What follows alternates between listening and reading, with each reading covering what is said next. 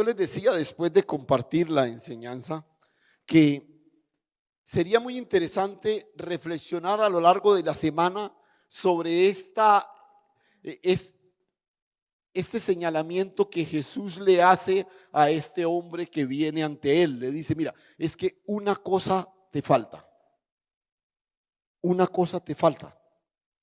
Y entonces la tarea era, piense en eso. Piense que usted está delante del Señor y el Señor lo aborda y le dice, mira, María Luisa, una cosa te falta. Y si el Señor viene a mí y me dice, Ángel, una cosa te falta, ¿qué podría ser? En esa reflexión, ¿qué es eso que de pronto he retenido con tanta pasión, que no he permitido que Dios asuma el control y que mi vida responda a lo que Él espera?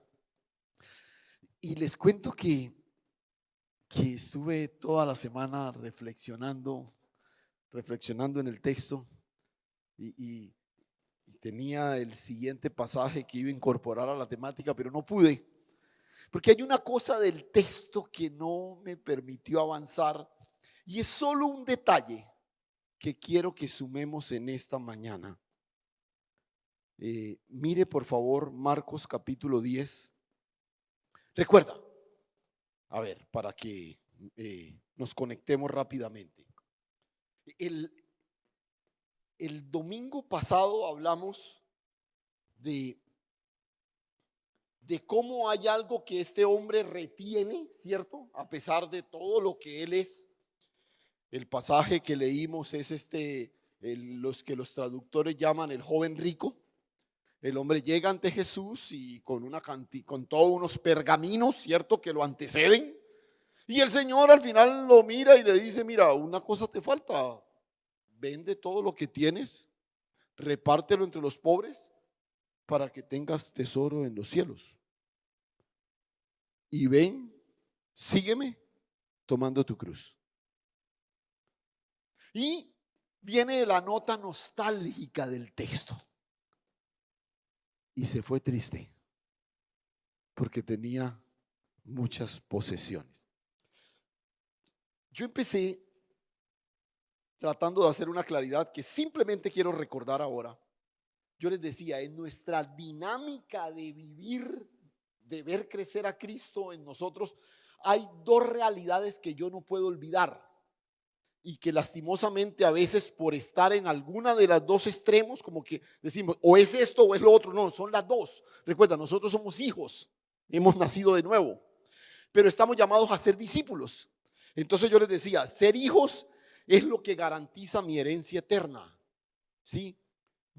Los hijos siempre serán hijos. Amén. ¿Cierto? Sus hijos siempre son sus hijos. A veces uno se pelea con los hijos, a veces uno se distancia de los hijos, pero los hijos siempre son hijos. Siempre son hijos. Y ser hijo garantiza la herencia eterna. Tú heredas porque eres hijo. No te haces hijo para heredar, no, heredas porque eres hijo. Y eso enfatiza la familiaridad, la comunión. Entonces, siempre que hablamos de nuestra relación con Dios como padre, yo soy su hijo, pensamos en la familiaridad, en la intimidad y esto. Pero ser discípulo dijimos que enfatiza ¿qué? Obediencia y reconocimiento de señorío. ¿Sí? Cuando Jesús se va, deja la gran comisión y le dice a los discípulos con quienes había tratado de llevarlos a una relación, a una dimensión de hijos, que entendieran que también eran hijos, les dice a ellos, les dice, vayan por todo el mundo y ¿qué? Y hagan discípulos. Y hacíamos la salvedad. ¿Por qué les pide que hagan discípulos? Porque no pueden, exacto, porque no pueden hacer hijos. Porque ser hijo es una iniciativa del Padre. Nosotros no podemos hacernos hijos. Él nos hizo hijos. Lo que sí podemos es hacernos discípulos. ¿Ves? Entonces, ser hijo es una iniciativa de Dios. Ser discípulo es mi respuesta a esa iniciativa. Pero las dos cosas deben funcionar en mí. Porque yo les decía, ay, tenemos una relación muy romántica con el Señor. Señor, tú eres mi Padre, yo te amo, mi Señor, que va sobre los montes saltando y no sé qué, y una relación toda romántica, pero no obedecemos una. No le obedecemos en nada. Entonces somos hijos, pero hijos ¿qué? Desobedientes. ¿Sí? Entonces sí, yo soy hijo, gloria a Dios, soy hijo y todo, pero necesito asumir la ruta del discipulado, que significa obediencia y reconocimiento de señorío. Entonces analizamos este personaje, ¿cierto? Y sencillamente mencionemos rápidamente las cosas que reconocimos. Este personaje, a diferencia de muchos otros, llega con la actitud correcta, ¿no? Recuerda que vimos que el tipo llega y se llega corriendo y se arrodilla, ¿cierto? La actitud correcta. Pero también llegó con el reconocimiento vital. Recuerda que le dice maestro bueno y analizamos esa expresión. Con esa expresión lo que ese hombre estaba diciendo es que tú eres maestro bueno, o sea, tú eres Dios. Porque recuerde, bueno solo es Dios. Entonces cuando él le llama maestro bueno, está diciéndole tú eres Dios. Y yo les decía, esto a los discípulos les costó 3 años. A este hombre le costó una visita nomás. De entrada reconoció que Jesús era Dios. Lo otro es que llegó con una preocupación trascendental. Este hombre no quiere que es que mire, tengo un criado enfermo, como pasó con algunos que se acercaron a Jesús. Mire, o Pedro, que tengo mi suegra enferma. No, no, no, nada de esas cosas. No, no, él llega pidiendo la vida eterna. ¿Qué haré para heredar la vida eterna? O sea, llega con una preocupación trascendental. Pero finalmente dijimos que además llega con una vida intachable, irreprensible. Los mandamientos, ¿sabes? Y el Señor se lo recita y el tipo voltea y le dice, todo eso lo he guardado desde mi juventud. O sea, márquelos porque todo eso lo he guardado desde mi juventud. Entonces estamos frente a un hombre que, mejor dicho, escuche, este es un tipo que cualquiera de nosotros quisiera tener en su equipo. ¿Sí? O sea, uno como pastor quisiera tener todo un equipo de servidores como este tipo. O sea, este hombre no le... Y entonces el Señor se lo queda mirando. Incluso el texto, Marcos usa una expresión muy bonita, dice, y Jesús mirándole, le amó. Le amó. Y entonces se queda mirando y le dice, espectacular, pero te falta una sola cosita. Yo creo que el tipo decía, ¿qué? A ver, dígame qué, ¿cierto? O sea, ya yo le he cumplido todo. Una sola cosa que me falta, ¿qué es? Anda, vende todo lo que tienes y dalo a los pobres. Pero el Señor le dice, y tendrás tesoro en los cielos. Y ahí fue donde el tipo no la cogió. Y se fue triste. Entonces recuerde, y aquí hicimos otra definición espectacular también, y es, ¿qué es el tesoro? Porque él estaba convencido que su tesoro eran ¿qué? Sus bienes. Entonces dijimos que tesoro es todo aquello con lo que conectas ¿qué? Tu corazón.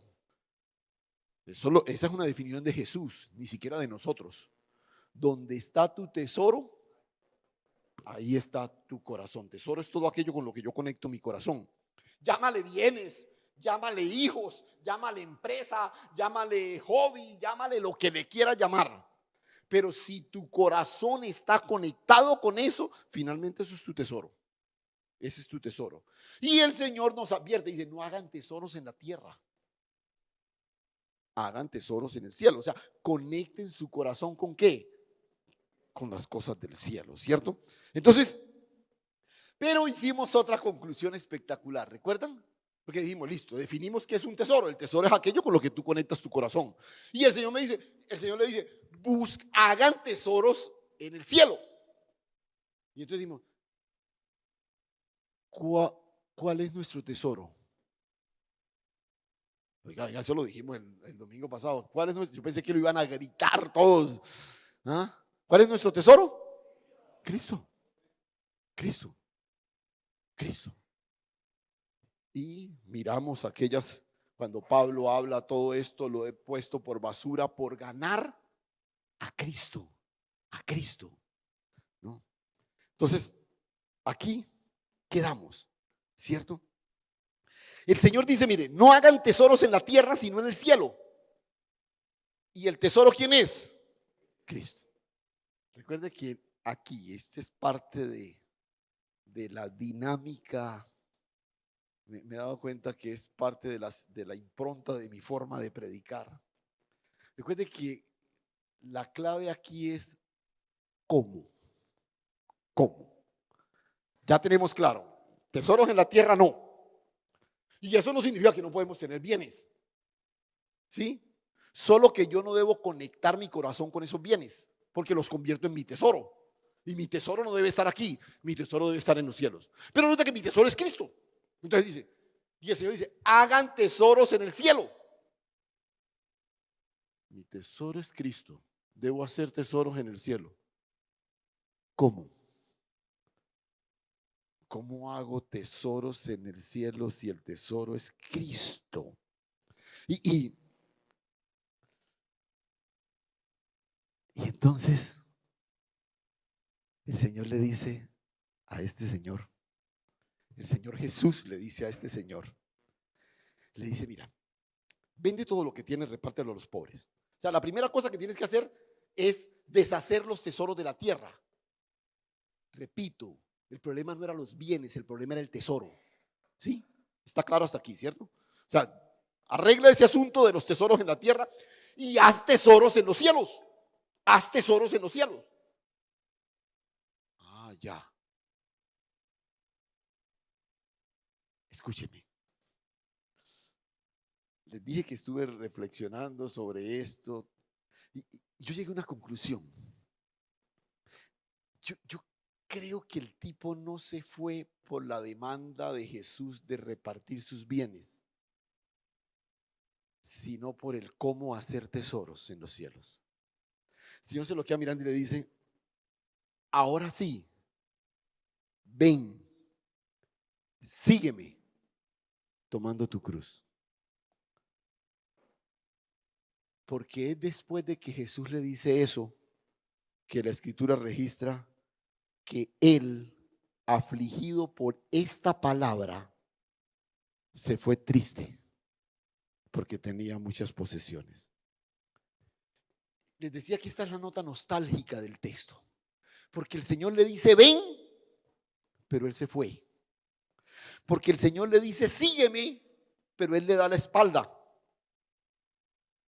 La verdadera dificultad para que este hombre, cuya hoja de vida nosotros nunca descartaríamos, fue que finalmente no siguió a Jesús. Ese fue su verdadero problema.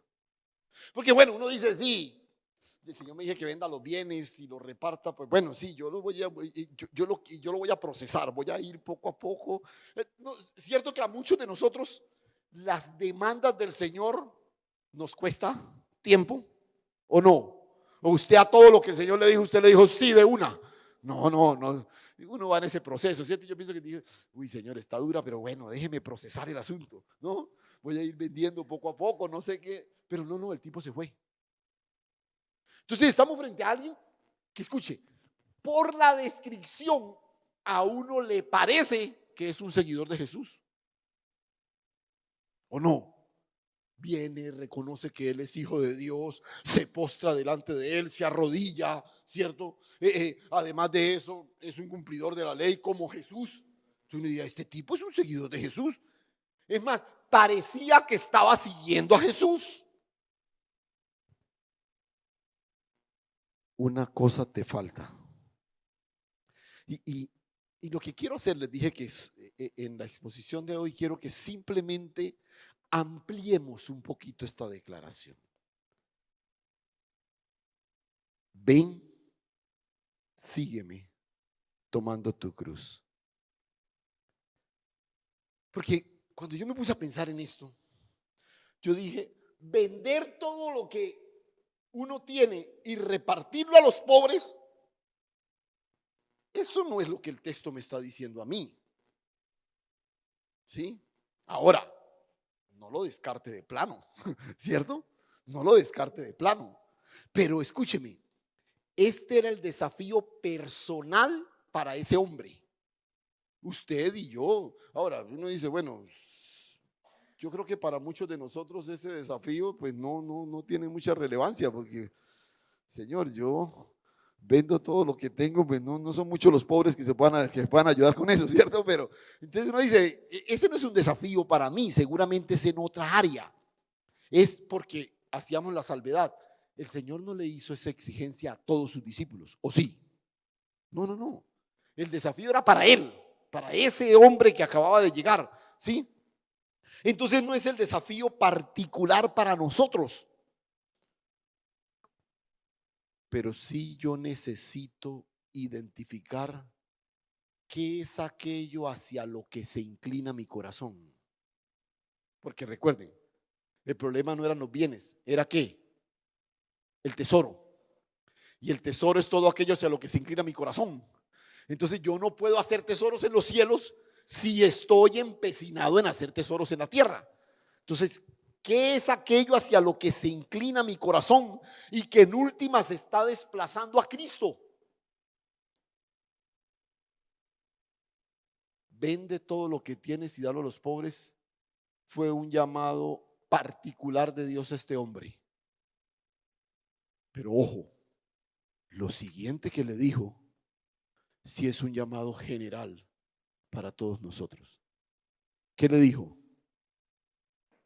Ven, sígueme tomando tu cruz. Eso sí no puede decir, bueno, sí, Señor, yo pues no tengo mucho que vender, pero entonces dígame qué otra cosa hago. No. ¿Quieres saber? Ven, sígueme tomando tu cruz. Este llamado es para todos. Y yo les cuento una cosa. Aquí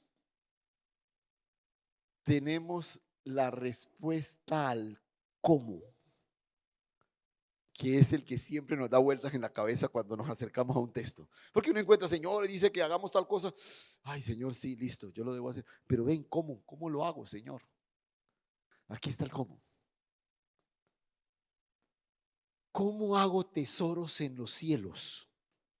Si el tesoro de nosotros es Cristo, ¿cómo hago tesoros? Entonces yo dice sencillo, ven a Cristo, sigue a Cristo y toma tu cruz en pos de Él. Toma tu cruz en pos de Él. Y este es el desafío de emprender la ruta del discipulado. Recuerda, hijos somos por iniciativa divina, pero discípulos es nuestra respuesta. Es nuestra respuesta. Entonces, el domingo pasado miramos así en forma tangencial, rápida esta expresión. Dijimos que cuando el Señor dice ven y sígueme, está diciéndoles ven a mí y sígueme a mí. Entonces hacíamos la salvedad. Yo no puedo seguir a Cristo sino en Cristo. No se sigue a Cristo a la distancia. No, yo tengo que estar en Cristo para seguir a Cristo. Porque primero es ven y sígueme. Pero también explicamos un poquito qué era esto de tomar la cruz. Y decíamos, tomar la cruz es transitar por la ruta de la muerte. Es transitar por la ruta de la muerte. Ahora, estos próximos minuticos, porque hoy quisiera que tuviéramos un tiempo final para orar, porque yo creo que esta es una palabra que demanda una respuesta. Demanda una respuesta. Entonces quiero que miremos un poquitico con mayor atención este llamado, porque perdone que sea insistente con esto. Lo uno fue un llamado particular que yo espero que usted al hacer el ejercicio esta semana haya podido identificar esa demanda particular del Señor para cada uno. O sea, aquello hacia lo que se está inclinando tu corazón. Que por ejemplo, en el caso de aquello a lo que se inclina el corazón de Moisés, puede ser distinto a lo que se inclina el corazón mío. Pero ojo, a lo que se inclina mi corazón, tarde o temprano se convertirá en mi tesoro. Entonces, ahí es donde yo tengo que cuidarme, ¿cierto? Pero la segunda demanda sí es general, para todos. Ven, sígueme tomando tu cruz. Ahora, escuche, me di cuenta que en la metodología de Jesús una de las cosas que Jesús hace con o hace de manera magistral es tratar de dar sus enseñanzas mostrando la cosmovisión de vida que la gente tenía. Por ejemplo, les pongo un ejemplo de esto. Cuando era allá en el Sermón del Monte dice, no se preocupen por lo que van a comer o por lo que han de beber o por lo que han de vestir. ¿Sí? Vuestro Padre sabe que ustedes tienen necesidad de esto. Note, cuando el Señor menciona esas tres cosas, está hablando de las tres cosas que para el común de la gente son sus necesidades básicas: comer, vestirse y beber. Esas son sus necesidades básicas. Entonces el Señor dice, mire, ni siquiera por sus necesidades básicas se preocupen. El Padre sabe que ustedes tienen necesidad de eso. Entonces Jesús hacía eso con mucha frecuencia. Y mira, quiero plantearles algo. ¿Cómo nosotros vemos tradicionalmente la vida hoy? Incluso la misma escritura nos muestra la vida como una carrera, ¿no? Corramos con paciencia la carrera que tenemos por delante. La vida es una carrera, ¿sí? Entonces, desde el momento en que nacemos, comenzamos a transitar, a correr, a avanzar por la carrera de la vida, ¿no? Cuando usted es un niño, ¿tiene claro hacia dónde quiere llegar? No, ¿sí? Ya después de ciertos años ya nos hacemos como metas, ¿no? Entonces el chico que después en su adolescencia dice, yo quiero ser un médico, yo quiero ser un ingeniero, yo quiero ser no sé qué, y esto y cada uno. Pero nota, en esa carrera de la vida hay metas que uno tiene y se van redefiniendo con el paso del tiempo, por dos razones. Porque uno ya las alcanza. Entonces, por ejemplo, el chico que está en primaria dice, mi meta es llegar a graduarme de bachiller. Y está empecinado en graduarse de bachiller. Pero si ya se graduó de bachiller, pues ya esa meta no tiene sentido, ¿cierto? Entonces, muchas de las metas en la vida se redefinen, primero porque las alcanzamos, o segundo, porque ya se vuelven inalcanzables, ¿cierto? Entonces, por ejemplo, a ver, voy a contarles una frustración de mi vida, ¿cierto? Yo de niño soñaba con ser futbolista profesional y me entrenaba y jugaba 3, 4 partidos entre semana y una cosa y otra, y estuve haciendo algunos esfuerzos por eso. Pero, o sea, a ver, esa era una meta que yo tenía de niño. Ahora no creo que tenga mucho sentido. En este momento de mi vida no creo que tenga mucho sentido. Entonces note, esa meta ya no hace parte de mí, no porque la alcancé, no, es porque me pasó de largo, ¿cierto? Entonces, y así pasa. Entonces el que dice, yo quiero ser ingeniero, ¿cierto? Y no ha sido ni bachiller todavía y ya tiene 60 años, pues yo creo que ya es hora de que redefina sus metas, ¿cierto? Como que ya no, es que está difícil. Entonces, parte de la dinámica de la vida, nuestras metas, ¿cierto?, tienen que ver con eso. Estamos en la carrera, redefinimos cosas y las alcanzamos. Entonces, yo quiero casarme, ¿sí? Bueno, algunos no cambian la meta. Entonces se casan y luego se casan y luego se casan y entonces siguen la misma meta, ¿cierto? Porque se les olvidó que esa meta ya hay que quitarla y hay que seguir esa otra. Pero si quiere casarse, ya se casó, pues ya no, ya el asunto ahora es que quiere consolidar su hogar, que quiere tener estabilidad, que no sé qué, que los hijos, entonces que sacar los hijos adelante, pero ya los sacó adelante, ya se fueron de la casa y entonces ahora ¿qué hace? ¿Cierto? Entonces, nota, se da cuenta que la vida tiene esa dinámica, una dinámica donde mis metas de alguna forma son redefinidas todo el tiempo. Y la otra cosa es que en ese proceso, una vida, una carrera que pretende alcanzar metas, tratamos de avanzar lo mejor posible, ¿cierto? Lo mejor posible. Que si yo quiero llegar a tal cosa, pues como hacerlo bien, ¿cierto? Llegar bien, que me vaya bien, uno quiere que le vaya bien en la vida y todo lo demás. Entonces, muchos de los proyectos en los que nos metemos en la vida, por ejemplo, sobre todo los primeros, nosotros ni siquiera los trazamos, nos los trazaron a nosotros. Usted estudia aquí en la escuela y punto. Usted no, pero es que mamá, yo quiero. No, usted va para la escuela y punto. Eso no, usted no tuvo chance de decir si esa. es que yo estoy pensando que esa no es mi meta en la vida, ¿no? Que usted no está pensando nada, usted ponga el uniforme y vaya, ¿cierto? Porque muchas de esos primeros pasos fueron así, pero con el tiempo nosotros empezamos a definir nuestras propias metas y todo lo demás. Eh, pero cuando llegamos, cuando somos alcanzados por la gracia de Dios, casi la mayoría de los cristianos nos hacemos una meta que está como al final de todo eso. ¿Cuál es? ¿Cuál es? El cielo. ¿Cuántos quieren ir al cielo? A ver, yo pensé que eran más. Vamos a cancelar, llame ahí para cancelar unos cupos. Aquí se quedan varios. Y uno se hace esa meta, ¿cierto? El cielo, ¿no? Entonces, sí, yo quiero ser un profesional, quiero sacar mis hijos adelante, yo quiero ojalá tener pues una estabilidad económica, ¿por qué no viajar, conocer, de pronto evangelizar personas y todo? Pero que nada de eso me distraiga ¿de qué? Del cielo. Yo voy es para el cielo, eso no. Entonces, nota, aquí es donde yo necesito volver a leer la demanda de Jesús. Una cosa te falta, una cosa te falta.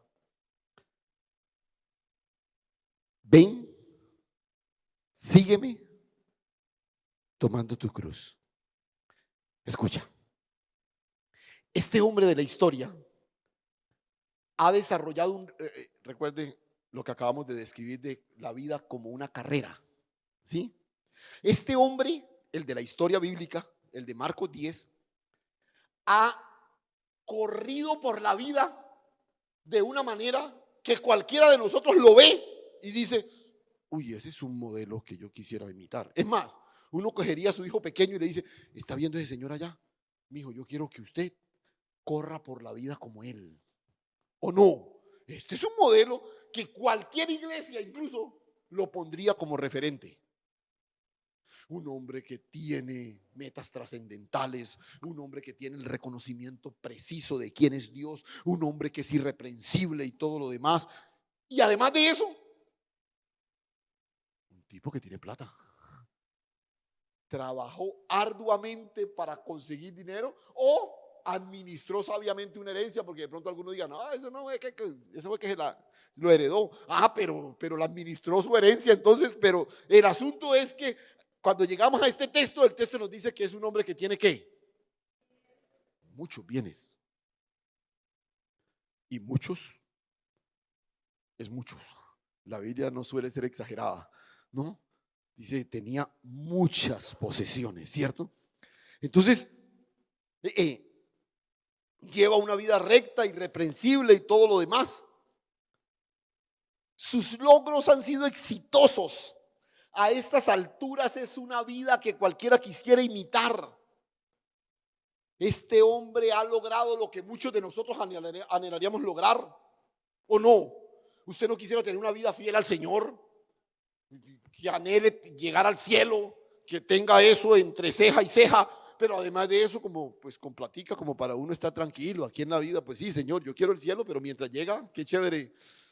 Es mejor mientras llega el cielo, pues disfrutar un poquito aquí, ¿cierto? Y este hombre está así, entonces estamos felices y viendo, uy, Dios mío, así es, ¿cierto? Es el referente en cualquier proyecto eclesial o social. Pero el Señor le dice, mire, tú tienes un problema serio con el tesoro. Tú, a pesar de todos los bienes que tienes, no has podido hacer tesoro en el cielo. Esa es la única X de tu hoja de vida. No has podido hacer tesoro en el cielo. Te voy a decir cómo. Le dice lo de vender las cosas, pero luego le dicen, ven, sígueme tomando tu cruz. Escuche, la primera cosa que le dice es, ven. ¿No era como obvio? Si llegó corriendo, o sea, como que no tiene sentido que alguien que viene corriendo donde yo estoy, yo me quede mirando y le diga, ven, pero es que está ahí. ¿Por qué le dice que venga si está ahí? Ven. Escuche. ¿Recuerda la descripción que le hice de la carrera? Tiene una carrera en la vida y tiene unas metas. Si usted tiene unas metas, ¿hacia dónde apunta su carrera? Pues hacia las metas, ¿cierto? Yo quiero ser un gran empresario, que mi empresa sea la más reconocida del país. ¿Hacia dónde va usted en este momento? Hacia eso. ¿Sí ves? Ven es la redefinición radical de mis metas. Otra vez. Ven. El Señor está pidiéndole a este hombre que redefina de manera radical su meta de vida. Y ojo, les dije, este ya no es un llamado particular. Este es un llamado general. Este no es para el tipo de la historia solamente. Este también es para nosotros. Es más, el asunto aquí ni siquiera era la vida eterna. Señor, ¿qué haré para heredar la vida eterna? El Señor le dice, no, ven a mí. Y escúchame. Y recíbemelo no me condenes antes de asimilarlo. El asunto no es el cielo. El asunto es Cristo. Es Cristo. Porque cuando tú vienes a Cristo, tú no vas a tener que experimentar el cielo como una experiencia futura. Tú vas a comenzar a vivir el cielo desde ahora. Por eso te dice, ven. Nosotros tenemos planteadas metas para la vida. Nos concentramos en logros académicos y toda nuestra experiencia se consume en ellos, logros empresariales, logros deportivos, qué sé yo. Nos vendemos por completo a levantar proyectos. Queremos conseguir una pareja que nos acompañe, luego entonces la estabilidad económica, más adelante la casa para tener una estabilidad material, llegan los hijos y queremos que salgan adelante, fortalecer la economía. Ya algunos a estas alturas de la vida estamos pensando en el retiro, en la jubilación, en la pensión. Ya empezamos a pensar en cosas como esas, ¿sí? Y todo el tiempo nuestras metas se redefinen en función de eso, aunque estamos acompañados de la mano con una meta espiritual, pero queremos ir al cielo, pues anhelamos ir al cielo. Pero el Señor nos dice hoy, ven a mí. El Señor nos recuerda hoy, la meta soy yo. Nuestras estaciones en la vida, cualquiera que sean, deben estar conectadas con Él. Porque ni siquiera es el cielo, ni siquiera es la santificación o la multiplicación. Es Cristo. Es Cristo. O sea, en esa carrera que apunta hacia algunas metas, el Señor te dice, mira, la única meta válida soy yo. Ven. Luego le dice, sígueme. Nuestro enfoque, yo les decía, queremos alcanzar las metas y en ese proceso queremos que nos vaya bien. Pero escúchame, nuestro enfoque no está en el bienestar ni en la felicidad. Nuestro enfoque está en Él. Avanzamos en pos de Él. Cuando este potencial discípulo se fue, es muy interesante porque el tipo se fue y los discípulos se asustaron. Pensaron en la repercusión que esas palabras tenían para ellos. Y mire el versículo 26. Ellos se asombraron aún más diciendo entre sí, ¿quién pues podrá ser salvo? Entonces Jesús mirándoles dijo, para los hombres es imposible, pero para Dios no, porque todas las cosas son posibles para Dios. Entonces Pedro comenzó a decirle: he aquí, nosotros lo hemos dejado todo y te hemos seguido. Tú le estás diciendo a ese tipo que te siga. Y se fue triste, pero nosotros ¿qué? Nosotros sí te hemos seguido. ¿Y qué hay de nosotros? O sea, Pedro entendió algo que nosotros casi no vemos cuando leemos este pasaje. Ellos podían ver en esa postura una respuesta a ese llamado de Jesús. Nosotros sí te hemos seguido, Señor. Nosotros sí lo dejamos todo. Este tipo no quiere vender sus cosas, pero nosotros sí lo dejamos todo. Ellos están preocupados por qué va a ser de su suerte. Si se han empeñado en seguir a Jesús. Verso 29. Entonces Jesús les dijo: de cierto os digo que no hay ninguno que haya dejado casa, hermanos o hermanas, o padre o madre, o mujer o hijos, o tierras por causa de mí y del evangelio, que no reciba 100 veces más ahora, en este tiempo, casas, hermanos, hermanas, madres, hijos y tierras con persecución, y en el siglo venidero la vida eterna. Pero muchos primeros serán posteros y posteros primeros. No se preocupen por los resultados. No se preocupen por su bienestar. Su bienestar está en mis manos, dice el Señor. Y yo te aseguro algo: ninguno de nosotros, ningún sistema, ninguna empresa es más generosa que Él. Nadie, nadie. Ustedes recibirán lo que necesiten aquí, en este peregrinaje. Y cuando todo esto pase, tienen garantizada la vida eterna. Pero el asunto va un poco más allá de seguirle. Porque ojo, aquí es el punto, que esto fue lo que los discípulos se pillaron. Nosotros hemos venido a ti, llevamos 3 años caminando contigo. Nosotros lo hemos dejado todo. O sea, hay algo de las promesas que no vemos todavía como cumplidas en nosotros. Ven, sígueme. Ojo, hay algo más todavía. Hago una pregunta. ¿Cuántos aquí han decidido seguir al Señor? No, pero poquito, ¿ve? ¿Cuántos han decidido seguir al Señor? Escúchame. Falta una cosita. Es que no es como tú crees o como tú quieres. No es seguir al Señor en ciertos aspectos de tu vida. No, no, no, no. No es en determinadas realidades y circunstancias que tú sigues al Señor.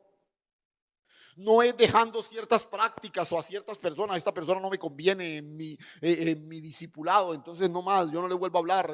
No, no, no, no. No tiene que ver con eso. Sígueme tomando tu cruz.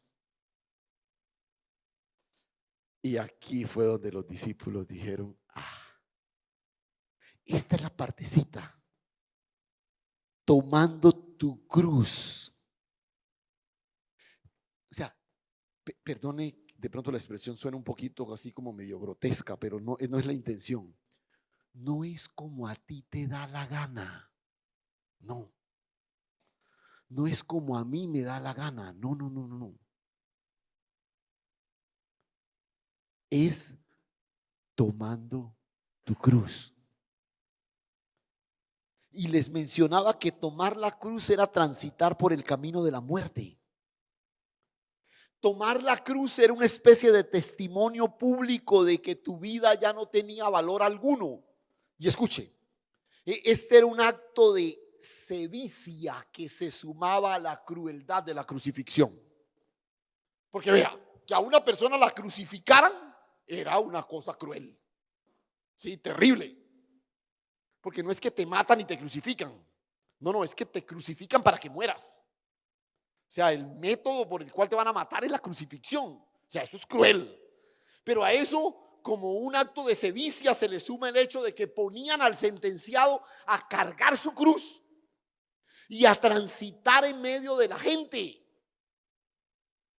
O sea, era el testimonio público entre la gente de que ese tipo ya no vale nada. Es un muerto vivo. Ya no vale nada. Va camino a la cruz. Las personas veían al sentenciado caminar en medio de ellos. Seguramente le gritaban. Algunos probablemente se burlaban de él. Otros lo insultaban. Y quizás los más cercanos, los familiares, lloraban y todo lo demás. Mientras el condenado cargaba su cruz avanzando al lugar donde finalmente todo se consumaría.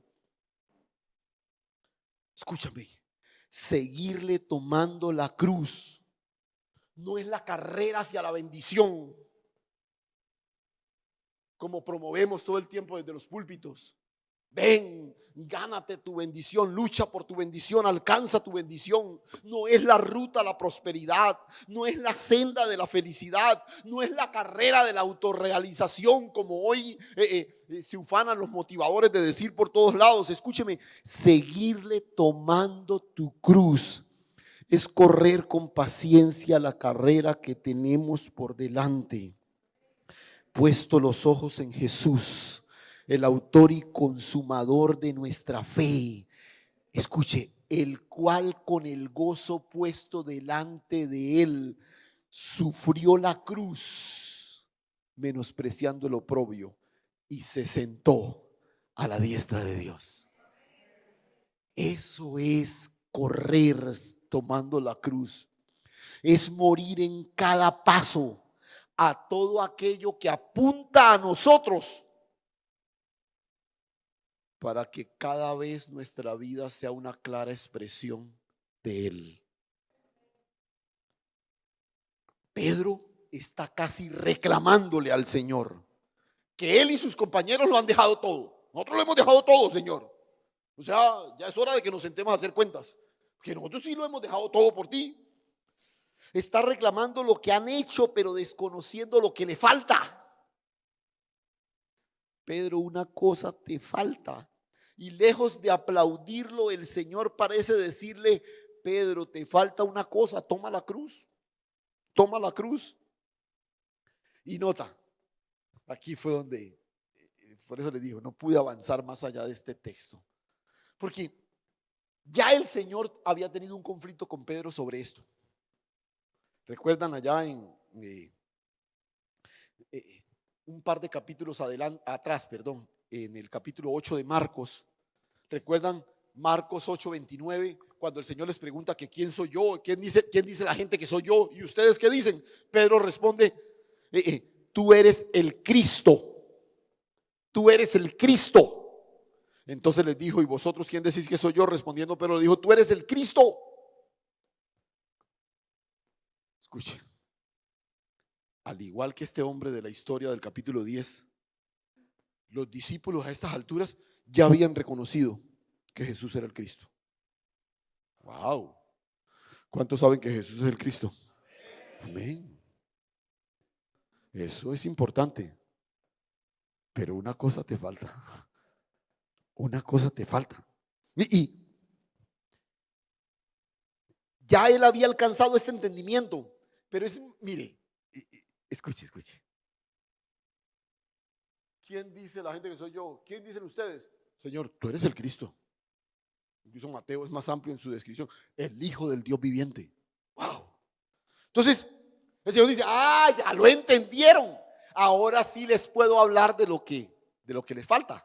Y ahí en el capítulo 8, a la altura del verso 31, dice: y comenzó a enseñarles que le era necesario al Hijo del Hombre padecer mucho y ser desechado por los ancianos y por los principales sacerdotes y por los escribas, y ser muerto y resucitar después de 3 días. Esto les decía claramente. Entonces Pedro le tomó aparte y comenzó a reconvenirle. Pero él, volviéndose y mirando a los discípulos, respondió a Pedro diciendo: quítate de delante de mí, Satanás, porque no pones la mira en las cosas de Dios, sino en las de los hombres. Pedro acaba de decir: Señor, tú eres el Cristo. Yo decía, bueno, están listos para lo que sigue. Venga, muchachos, voy a hablarles de algo que no habíamos hablado antes porque ustedes no estaban preparados, pero aquí el asunto tiene que ver con morir. Y yo voy a encabezar el asunto. Yo. Y Pedro dijo, no, señor, ¿cómo se le ocurre? No, no, señor. Y hasta irrespetuoso empezó a regañar a Jesús. Bueno, Marcos lo dice en forma elegante, empezó a reconvenirle, ¿no? Pero así, en un santanderiano, así, empezó a regañarle. Empezó venga, Pedro ya ha identificado la naturaleza divina de Jesús, ha dejado todo para seguirle, ha disfrutado de verlo hacer milagros. Incluso Pedro ha sido instrumento de Dios para hacer milagros. Dios ha hecho milagros a través de Pedro. Este hombre está fascinado con el proyecto de reino que encabeza Jesús. Pero aquí viene el punto, hermanos. Regáleme toda su atención aquí, porque todo esto se dilapida si no cogemos el sentido aquí de esto. Escuchen, este tipo ya la tiene clara. Entonces el Señor está diciéndole, mira, te falta una cosa y tiene que ver con morir. Pero Pedro, que está fascinado con el Señor, que está fascinado con el reino, que ha dejado todo por seguir a Jesús, en el fondo de su corazón sigue prevaleciendo algo que él anhela, que es el deseo de su corazón, incluso por encima de lo que Jesús quiere. ¿Qué era? No, Pedro. ¿Qué quería Pedro? Que se lo mencionó varias veces a Jesús. ¿Qué quería Pedro y la mayoría de los discípulos? ¿Qué querían? ¿Pero para qué? Ellos querían la restauración del reino, pero no del reino de Dios. O bueno, el reino de Dios sí, pero realmente lo que nosotros queremos es que restaures el reino de Israel. De Israel. Pedro hacía parte de un grupo de discípulos que anhelaban la restauración del reino de Israel, el desalojo de los romanos. Había un grupo radical entre los judíos que se llamaba los celotes, ¿no? Que como todos, como los fariseos, como los saduceos, como los escribas, anhelaban la liberación de Israel, pero a diferencia de los otros, los celotes lo anhelaban y hacían hasta cosas violentas por lograrlo. Incluso uno de los discípulos de Jesús era celote. Lucas lo dice, simplemente se los leo. Lucas 6:13, donde describe cuando Jesús escoge a sus discípulos, dice, cuando era ya de día, llamó a sus discípulos y escogió a 12 de ellos, a los cuales también llamó apóstoles, a Simón, a quien llamó Pedro, Simón Pedro, a Andrés, a Jacobo, a Juan, Felipe, Bartolomé, Mateo, Tomás, Jacobo, hijo de Alfeo, el otro Simón, llamado también ¿qué? Celote, Judas, hermano de Jacobo, y el Iscariote, que llegó a ser el traidor. O sea, ahí había un Simón que era celote. Los celotes, repito, era ese grupo que como todos anhelaba la liberación de Israel, pero ellos sí iban más allá. Ellos estaban dispuestos a hacer acciones violentas, subversivas, con tal de verla. Barrabás era un celote. Bueno, ¿saben quién era Barrabás? El del trueque, ¿no? El Viernes Santo, el del trueque en el Viernes Santo. Él era un celote. Estaba encarcelado precisamente por haber matado a alguien en medio de una revuelta. Escuche, algunos estudiosos dicen que Pedro y probablemente Judas Iscariote eran celotes también. Realmente el texto nunca lo dice. Lo que sí es claro es que simpatizaban con esa postura, porque todo el tiempo le insisten al Señor. Es más, hasta después de que resucitó. Venga, es que les cuesta trabajo, ¿sí o no? El Señor dice, no, mire, y el Señor resucita, Hechos 1. ¿Cuál es la pregunta que le hacen? Venga, Señor, ya resucitó, gloria a Dios. ¿Restaurarás el reino de Israel en este tiempo? Y se dice, ay, Dios mío, yo sí sabía que ustedes no eran los más brillantes que había escogido, pero no pensé que el asunto era tan grave. Ya resucitó el Señor y todavía están pensando en que si el Señor va a restaurar el reino de Israel. Repito, Escuche esto, por favor. Si el anhelo más escondido del corazón de estos hombres era haber restaurado el reino de Israel y han reconocido a Jesús como el Mesías, lo han dejado todo por seguirle. ¿Qué esperan entonces? ¿Qué esperan con relación a Jesús? Que haga qué? Lo que ellos quieren.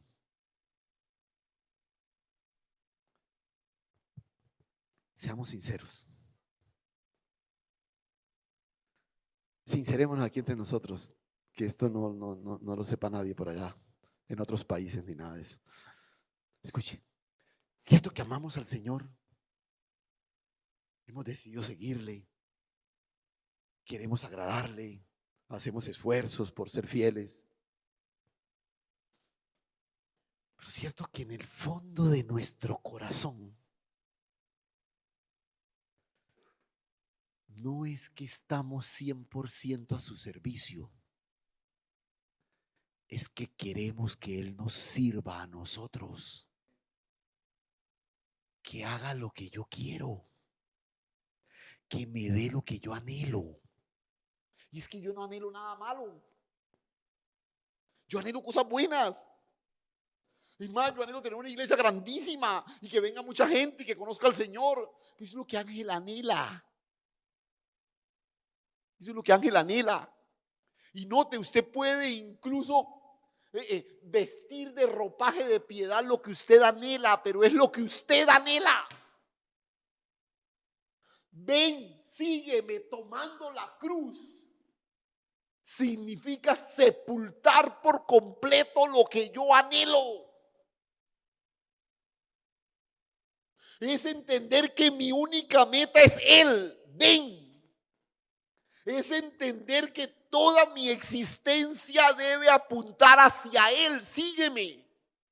Pero es entender que no es como yo quiero ni lo que yo quiero. Es lo que Él quiere.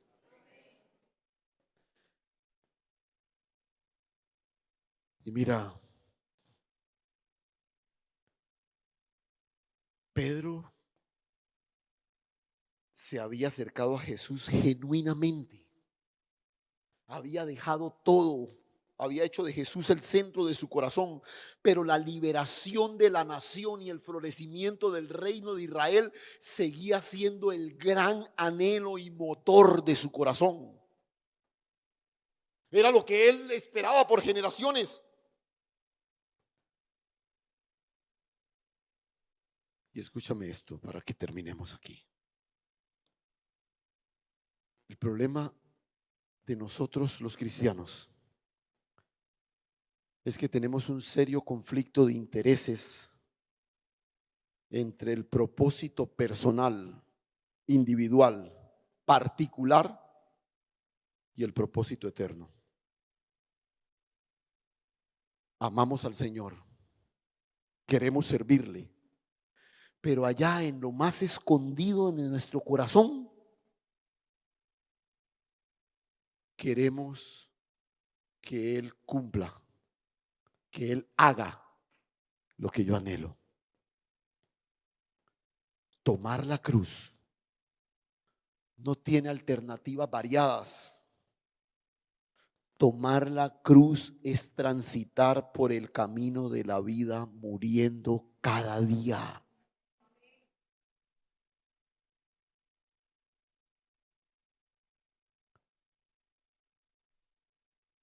Ya yo te he dicho esto antes, pero te lo recuerdo hoy. Hay un conflicto entre lo que yo quiero y el propósito eterno de Dios. El propósito eterno de Dios es que seamos la fiel expresión de Cristo y la manifestación de su vida gloriosa. Ese es. Yo quiero una casa grande donde albergar muchas personas y ayudarles y darles comida, desayuno, almuerzo, servir a mucha gente. Sí, sí, eso no está bien, eso no está mal. Pero tú necesitas supeditar lo que tú quieres a lo que Dios quiere. Y aún morir a lo que tú quieres, aunque lo tengas disfrazado de piedad. El propósito eterno de Dios es que seamos la fiel expresión de Cristo y la manifestación de su gloriosa vida. Este hombre no lo entendió. Estaba frente al Rey de Reyes y Señor de Señores. Y los reyes demandan rendición total y absoluta a su voluntad. A propósito, eso es adoración. Es rendirnos completamente a su voluntad. Por eso la tentación que sufrió Jesús, la tercera, ¿recuerdan? O el tercer enfoque de la tentación ahí en el desierto, es que el enemigo le ofrece a Jesús todos los reinos del mundo. Escuche, el Señor sabía que todos esos reinos volverían a Él, pero después de la cruz. ¿Cuál es la propuesta del enemigo? Yo te los doy sin que vayas a la cruz. El enemigo pretendía que Jesús evadiera el camino de la cruz. Y escúchame, esa sigue siendo la propuesta del enemigo hoy. Victoria, reconocimiento, prosperidad, bienes, tranquilidad, pero sin cruz.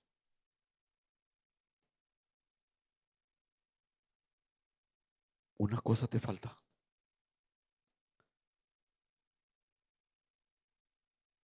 Cierra tus ojos un momento.